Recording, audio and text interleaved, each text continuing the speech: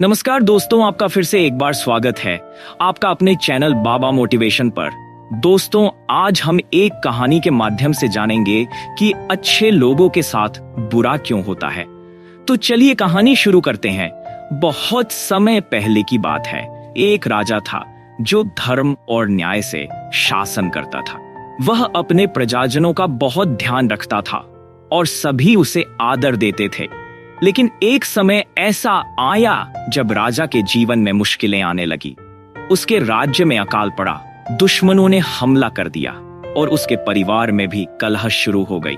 राजा ने सोचा, मैंने हमेशा सबका भला किया है, फिर मेरे साथ ऐसा क्यों हो रहा है।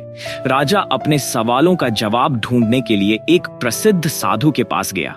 राजा ने साधु से कहा, मैंने हमेशा धर्म का पालन किया है, किसी का बुरा नहीं किया, फिर भी मेरे साथ इतना बुरा क्यों हो रहा है। साधु ने मुस्कुराते हुए राजा से कहा, महाराज, मैं आपके प्रश्न का उत्तर अवश्य दूंगा, लेकिन पहले मेरे साथ जंगल में चलें, वहां आपको इसका उत्तर मिलेगा।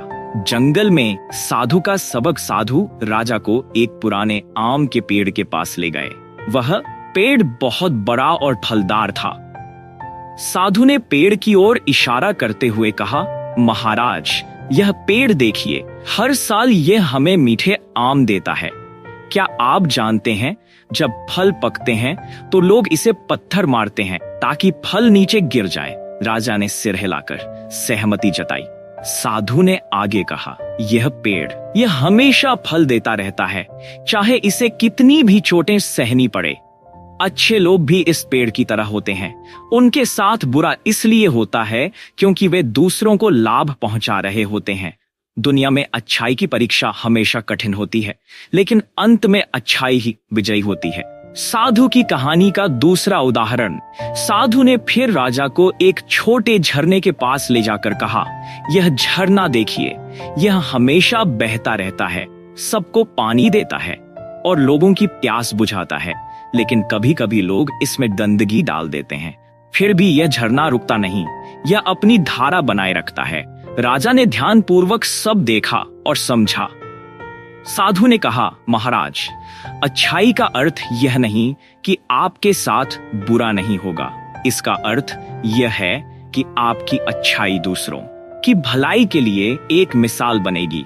जो लोग अच्छे हैं उन्हें कठिनाइयों का सामना करना पड़ता है क्योंकि वे दूसरों के लिए प्रेरणा बनते हैं। कहानी का संदेश यह सुनकर राजा का मन शांत हो गया। उसने समझ लिया कि जीवन की कठिनाइयां हमें मजबूत बनाती हैं और दूसरों के लिए उदाहरण पेश करने का अवसर देती हैं।